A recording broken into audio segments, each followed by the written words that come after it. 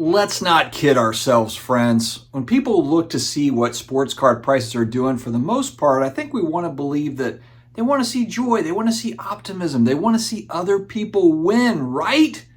No, of course not. The majority of people that clock in to watch the 4-hour break or to watch card content, man, the views on the I lost $1 million stuff are heavily turning into the car wreck. They're not turning into the overjoyous stuff. They're just not. And we are going to dive into another world, another dimension where card prices could shoot up. It's our night! It's our time! Get it for this city! Get it for each other!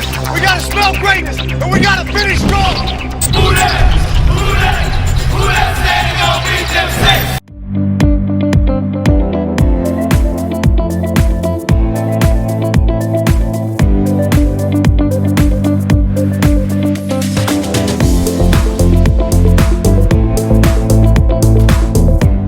Sports card hobby family, how the heck are we doing, my friends? Hopefully you are doing amazingly well. I think I finally got some sleep.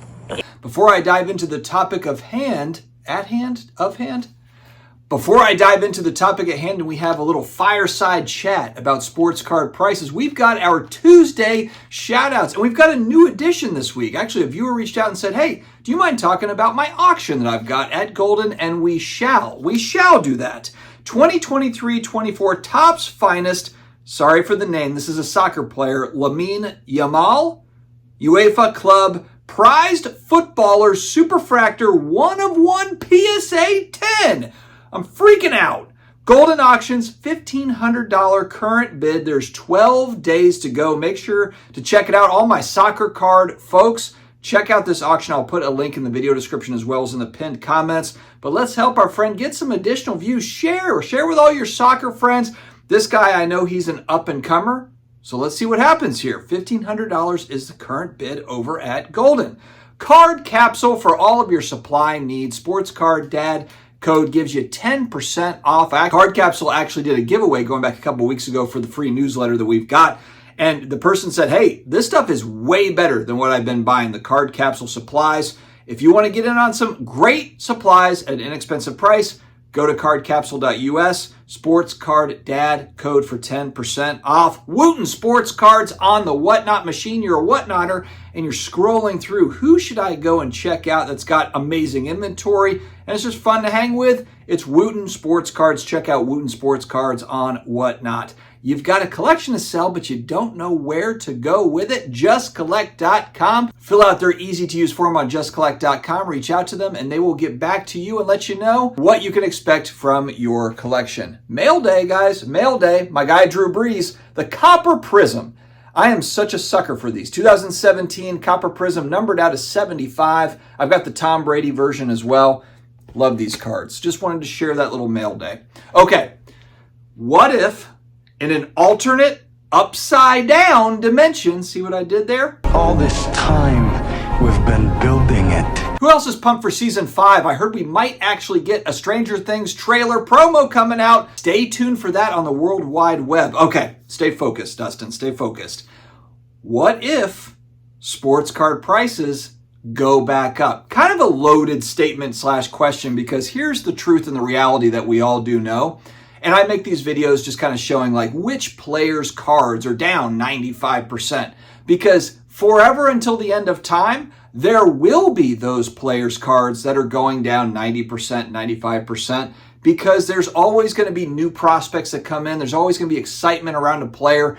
And then they're going to Wander Franco it up, screw it up completely, and they're going to drop 90%. There will always be players that we can kind of cherry pick out that do that. Even players that have solid careers, just, the shine comes off of them. Once they've been in the league for a few years, everyone's like, you know what? I'm not about it anymore. We're moving on to that next crop of rookies, that next guy that's going to be Tom Brady, that next guy that's going to be Hank Aaron or Mickey Mantle, the next guy that is going to be Bobby Hebert. You guys are thinking the same thing. Not too many Bobby Heberts coming into the league. You don't make them like that anymore. All right. But I was taking a look at the market movers where they've got like the 500 top cards. They've got like an S&P 500 for cards type thing where they've got 500 important hobby cards. And they've done a pretty good job with this. They've got a mix of different cards. They've got all the classic stuff like the Hank Aaron rookie card that I mentioned, Mickey Mantle rookie card. And then each year, it looks like in 2023 and 2024, they've kind of taken out some of the cards that maybe don't belong there anymore. Like we said, the prospect type stuff that falls out. But I kind of like that 500 cards where you're getting a mix of the classic vintage stuff with the 90s players that we all love, along with some of the newer prospect-y type stuff. So you're getting kind of a full gamut of stuff there. I like that they do it like that. But if we look at the 2023 500, the important cards 500, it's down about 15% going back over the last 12 months. If we look at this year's block, the 2024 top 500 cards, it's pretty flat. And it's including, the Ohtani stuff. It's including new prospects. It's also including the vintage greats and all that sort of thing. But what does that tell us? Does it tell us anything? Now, I've mentioned before, this is, again, not news to anybody else, but we're going through the largest third-party grading boom of all time for all of collectibles. I've been beating this dead horse on my other channel, Collectibles Dad, because graded comic books, the census just keeps rising, and there's a lot of people that aren't really getting it. In cards, it's really not that different. In cards, we're still grading a truckload of cards. Every month, gemrate.com, they put the data out, and it's record highs. It's been record highs going back. Over the last couple of months, the top 4 grading companies have graded more cards than they ever have before. Guys, we are now in June of 2024. The all-time highs for card prices, let me remind everybody, for most card prices. I know there's still card prices that are setting records, so we'll make that little disclaimer there. But we all know 2020, 2021, kind of that big card boom, all the crazy speculation money infused all at once, and not even just in collectibles, but all sorts of different things. Those were the all-time highs for a lot of card prices, and then we've been moving down. We're talking about 3 years removed from all-time highs. 1,000 days removed, over 1,000 days removed. We are at all-time highs for grading, card shows, attendance all-time highs. I just went to Heroes Con, large comic book convention here in Charlotte nearby me. All-time highs for attendance, they said. So, I mean, there is no shortage of people wanting to get into collectibles. There is a heavy demand. And again, for the new prospects, there's always going to be winners and losers there, stuff that's moving down. Frankly, mostly losers. But if we look at kind of the all-time greats or the Hall of Famers, it's largely been flat here over the last 12 months, which, is that good news? Is it bad news? Well, it doesn't mean that Hank Aaron rookie cards are going down 50%, or they're going down another 10%, or 20%, or 30%.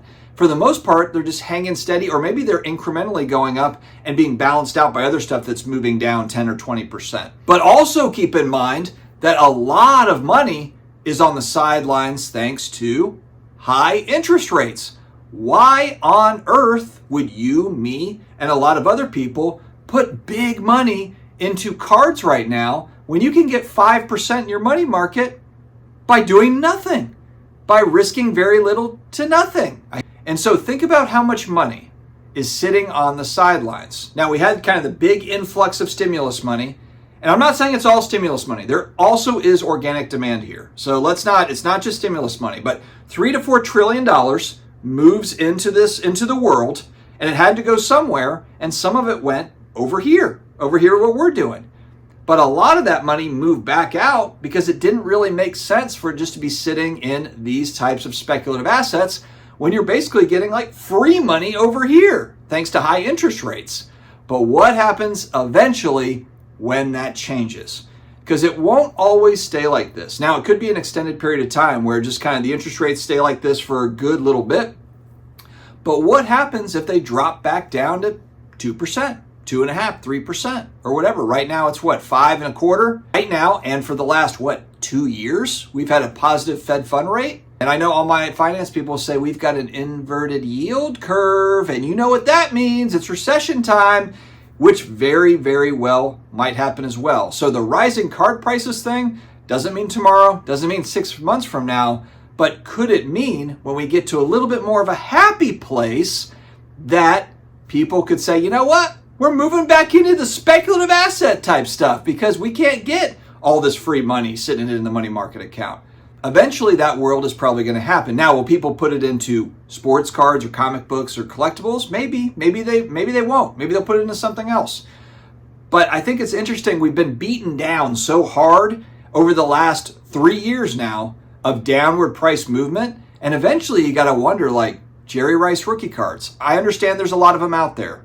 But once you get into some of those higher grades, will that money that comes back, will they move into prospects, or the people that are here now moving into prospects? The people here now that are in all the prospecting type stuff, will they eventually, screw it, I'm going into the greats. I'm going to move money into the greats. A lot of people already did this, but keep in mind, there's a lot of new people still coming in. So much effort put into talking about how many people are leaving the hobby. I do think there's people leaving. I think they're being replaced by other people. I don't think we're in this downward cycle of participation. The card shows don't show that. The card shops don't show that. The online activity doesn't show that. All of it shows an increase in overall participation. So could we see a world where we do see a fairly decent spike in card prices? I actually look at the pandemic stuff a little differently. Some people will say that'll never happen again. I actually think the pandemic type stuff, the price movements in the pandemic, showed what's possible for collectibles. It was clearly an unhealthy growth back then. We don't necessarily need to see that sort of volatility where you buy a card and then by the time it gets to you in the mail, it's double the price. We don't need to see that sort of, trajectory, because of course, if it goes high that quickly, it's going to drop just as fast, or it has the opportunity to do so. I'm going to predict a normalization in collectibles being a part of an overall, get ready, I'm going to say it. Everyone I know is going to flop on the ground and cry and scream. An overall bucket portfolio of stuff to include with your traditional stuff that people do own. I think it's going to be more normalized, more mainstream. It already is. It already has become more mainstream over the last 5 years, where yes, most of your money's in the traditional type stuff, but the average Joe, it's more likely they've got maybe 1 or 2 pieces, maybe they got 50 pieces or whatever it is, of these alternative type thingy-mabobbers, collectibles, whatever it is. And it's not even just the stuff that we're talking about here with sports cards. It might be a rare whatever thingy it is, a rare thing, asset that they have got stored away just in case, just to have something else that's not stocks, bonds, real estate, whatever. Something that's interesting that they like. I think that's way, way more common nowadays than it was going back 5-10 years ago. And I think that is going to be something that continues on. I don't think that changes, especially too when you just think about the dollar, the US dollar, inflation. And I think that people are going to want to have rare items to go along with all the traditional stuff that you normally have. That's what I think, my friends. So I don't know when it's going to happen. I don't know how it's going to happen. I can't predict the future, just like nobody can predict the future. But we've been beaten down so hard. We've seen, flatness for a while, and we really shouldn't see anything outside of that. Smart money would really be on the sidelines for a lot of this stuff. It makes sense. If the big money right now is sitting on the sidelines, just collecting checks from the bank, just collecting the easy money, easy interest money. But will that last forever? We'll have to find out. Stay healthy, stay awesome, and I will talk to you again later.